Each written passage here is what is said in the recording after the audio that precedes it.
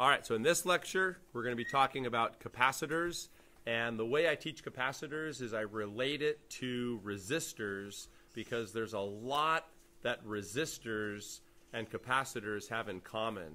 The key difference between capacitors and resistors is in how you simplify them. We're going to be looking at resistors in series and capacitors in series and capacitors in parallel. The key difference between capacitors and resistors is how you simplify them. But other than that, there's a lot that they have in common. Okay, so first of all, what is a capacitor? So a capacitor is a device that stores charge and therefore energy, because charges carry energy.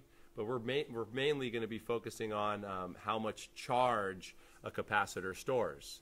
Okay, and then the second thing I put here, you should be aware that no current flows through a capacitor.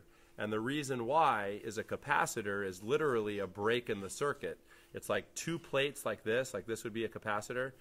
That is a capacitor. You got two plates that are hooked up to a voltage source, and the plates are not physically touching, so you can't get current flowing through the circuit, right? It's not a complete loop.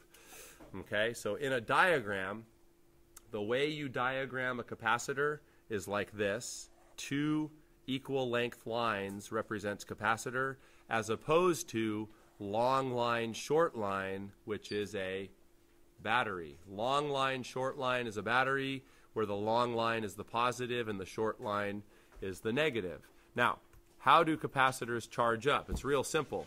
So here I'm going to make these plates a little bit bigger. So we got left plate, right plate, and they're not touching, right? When you first hook up the capacitor, the electrons, because in a circuit what really moves are the electrons.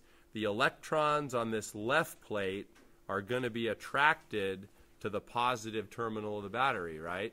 So the electrons on this left plate, the electrons shuffle down to the positive, and that leaves this plate what? If the electrons leave, that leaves the left plate positive. Now what are the electrons in this wire over here going to do?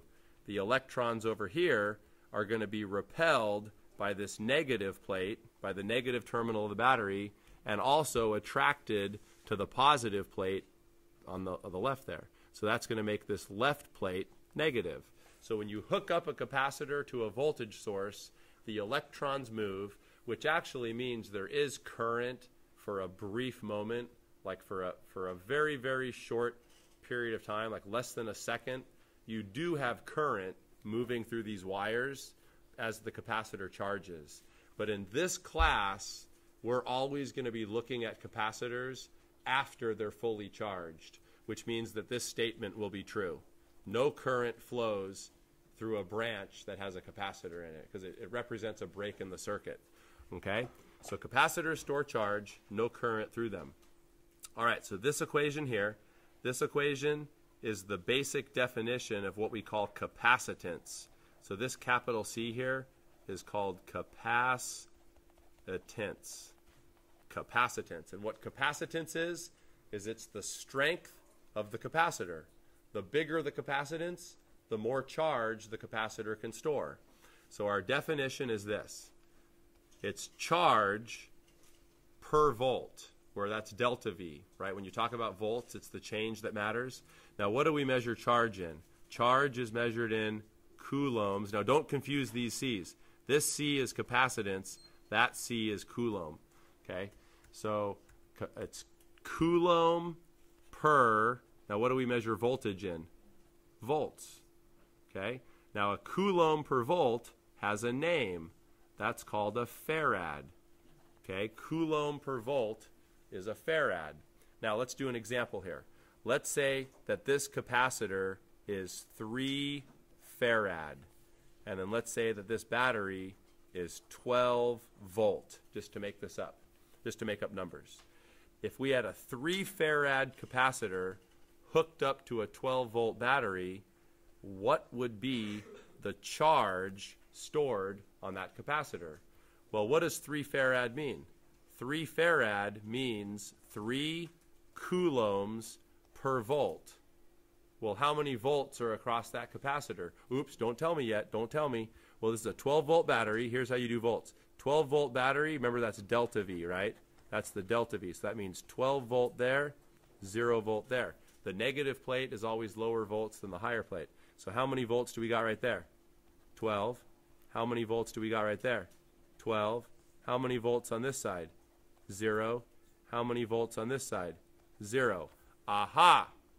How many volts are across this capacitor? We got 12 and 0. So what's the delta V for the capacitor? 12. Nice and easy. One capacitor, one battery, easy. So what's going to be the charge? Can anybody do that in their head? 36. So we're starting out nice and easy. There'd be 36 coulombs of charge. If you're wondering how I got that, just take this equation right here, solve it for charge. Q is going to be capacitance times the voltage, right? So we have 3 farad, which is 3 coulombs per volt, multiply by 12 volts, because that's what we got, and then that's 36 coulombs, right?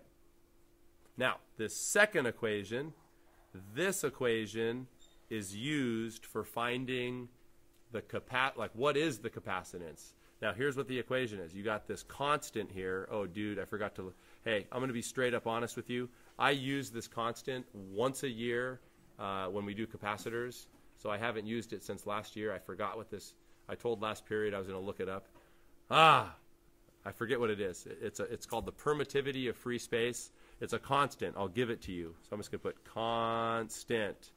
It'll be given, okay? Now, what is A? A is the area of the plate, because all capacitors are, they're parallel plates. So see right here? This plate right here has an area. Now, what's going to hold more charge? A plate with big area or a plate with small area? Big. So the bigger the area of the plate, the greater the capacitance, which means it can store more charge. And then the other variable here is D. D is the distance between the plates right here. So what's going to give a capacitor more strength? Plates being close or plates being far? Close. The smaller the D, the bigger the capacitance. So when would you use this equation? You'll use this equation if they give you the area of the plates and the distance between them. You know, that's for fine. But these C's are the same. They're both capacitance. This one is the definition for capacitance, and then this is how you find capacitance if you know the area and then distance of separation. All right, so the next thing we're going to talk about is capacitors in series and capacitors in parallel.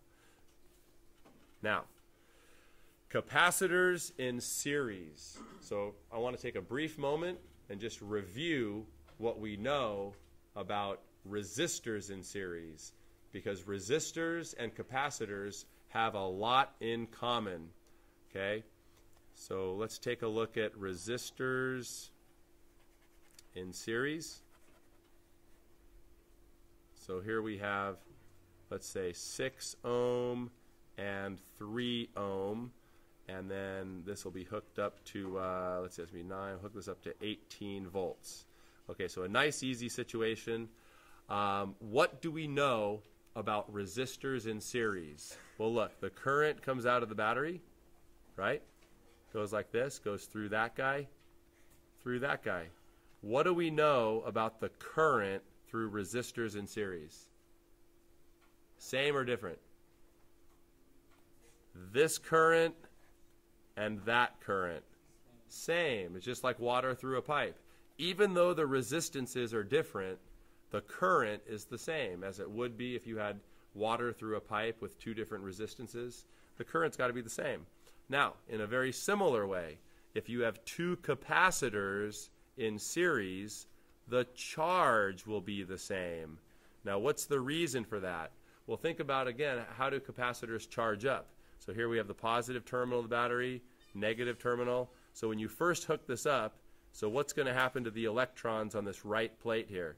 The electrons get sucked over to the positive plate, which leaves this plate positive.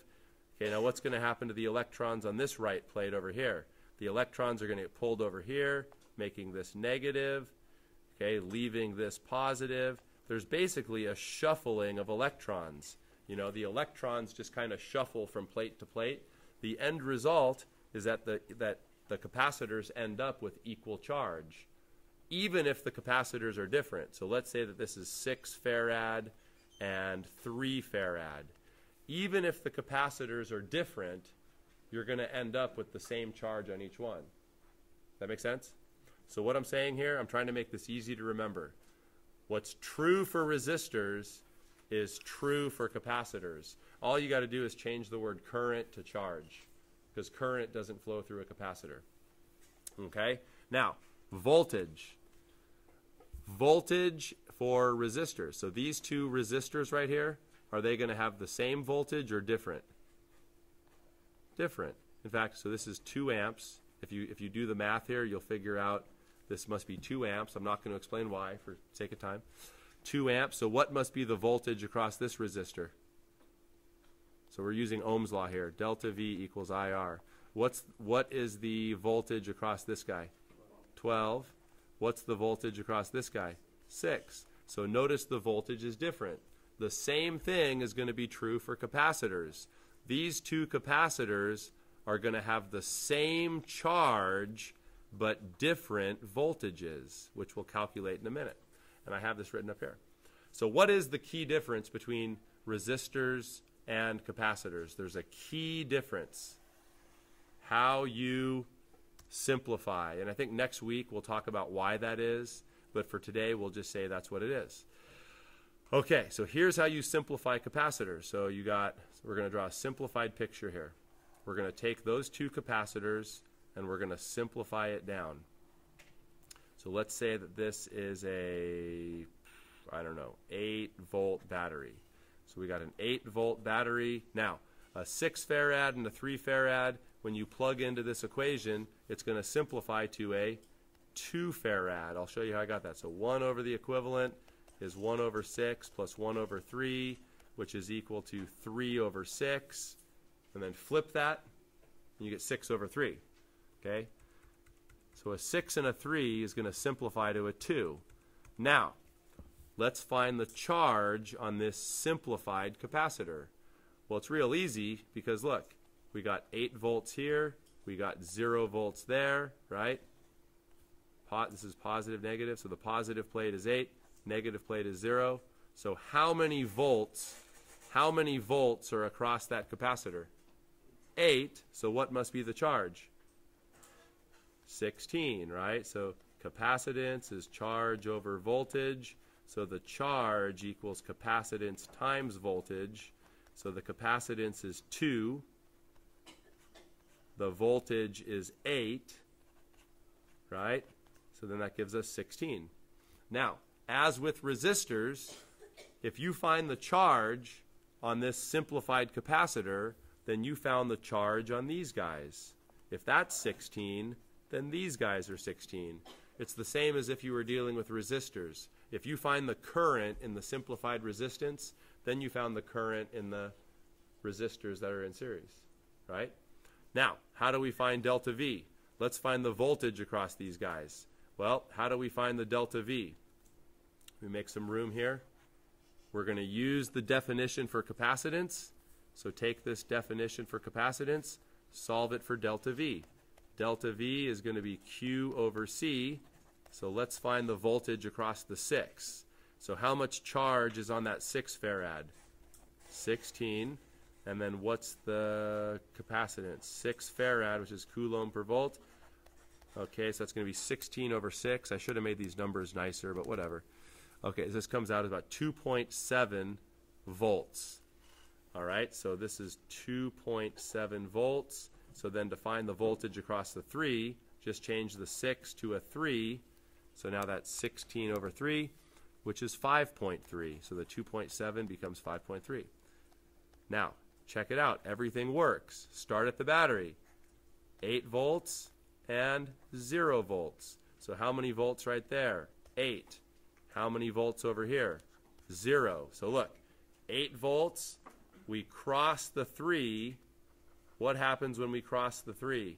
We lose how much? 5.3, which brings us down to 2.7. and then we cross the next one and lose 2.7, which brings us to 0. So it all works, right? So resistors and capacitors, very, very, very similar. The one key difference is how you simplify them. All right, let's go on to parallel now.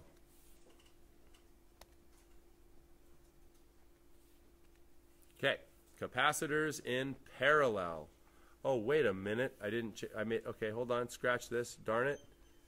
I thought I fixed this. I made a mistake. You know why I made this mistake? Because the equations are reversed. So if you have them in parallel, so we got to add image. Sorry.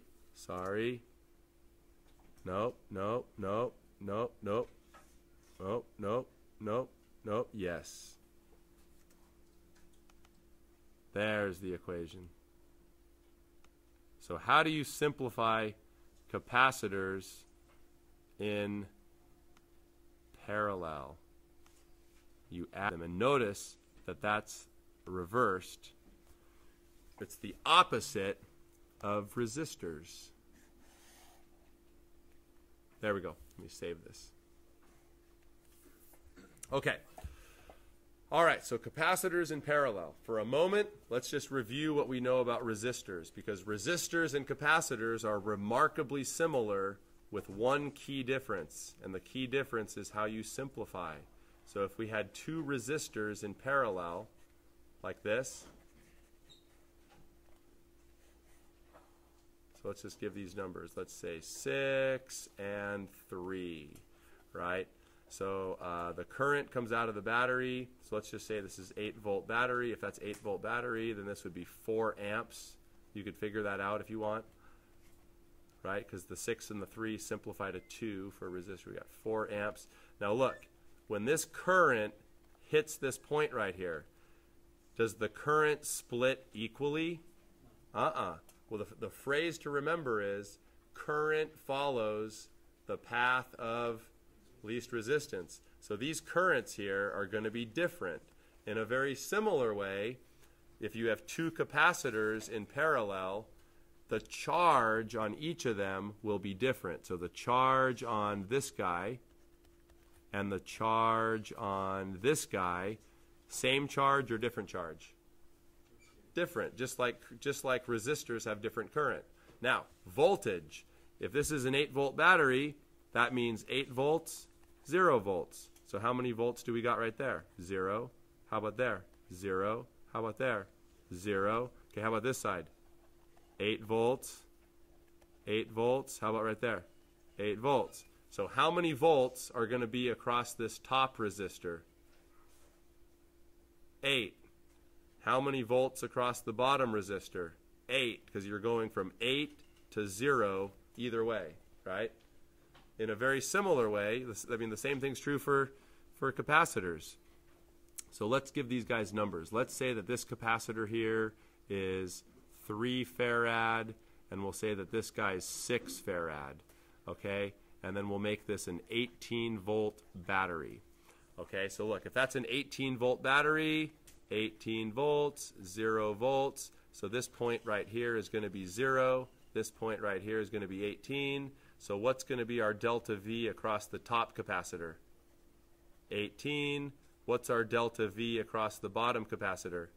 18. You guys see how similar they are? They're very, very, very similar. Okay, so now let's solve for some stuff on this. Okay, just get rid of this. Okay, so simplifying, if you have capacitors that are in parallel, you add them. It's the opposite of resistors. Okay, so this is going to be 18 volts, and then, what did I say, 3 and 6, that's going to be 9. All right, now, let's find the charge on each of these dudes. Well, this is pretty easy, because we already have the delta V and the Q, so we go like this. So capacitance is charge over voltage, that's the definition. So the charge is going to be capacitance times voltage. So we're just multiplying the capacitance times the voltage. So this charge is going to be, let's see, 18 times 3. We're going to have 54 coulombs on that.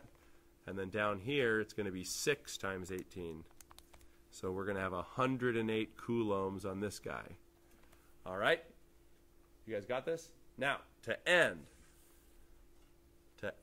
things, I'm going to show you a problem that's very common.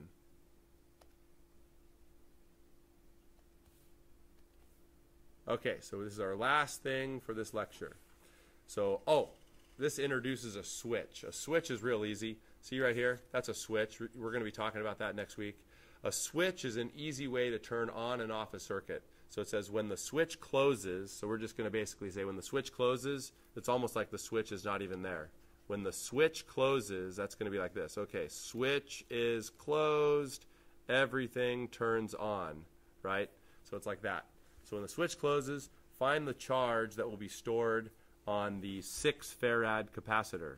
Now look, there's a trick here. This is a trick question.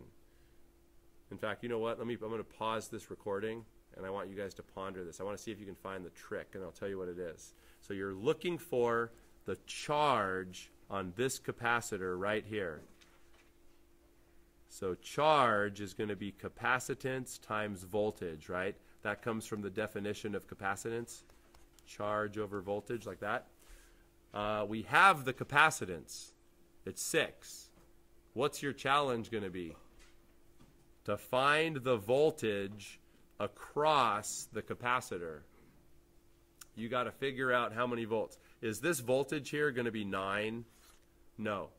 The number one way to let the grader know that you have no idea what's going on is to always plug in the voltage of the battery. If you plug in 9 volts for that delta V, you're basically going like boop, boop, boop. Hey, grader, I don't know what I'm doing. I see a V, so hey, the V, that must go there. Yeah, no. You got to figure it out, okay? All right, so take a couple minutes. You're figuring out the charge on this capacitor, so you got to do some thinking. Okay, so for this situation, the thing you got to realize is that this resistor right here is there to confuse you. This resistor is doing nothing in this problem. You want to know why? There's no current in him. There's no current going through that branch.